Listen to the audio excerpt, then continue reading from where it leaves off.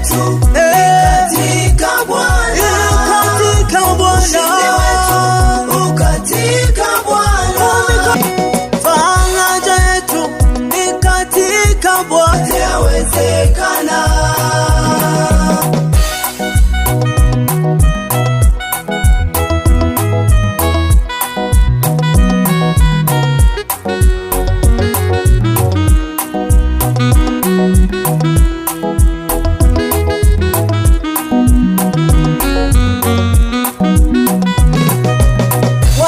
Hivyo tu ila na mfurahi. Warumi 5:3. Katika dhiki pia mukijua ya kuwa dhiki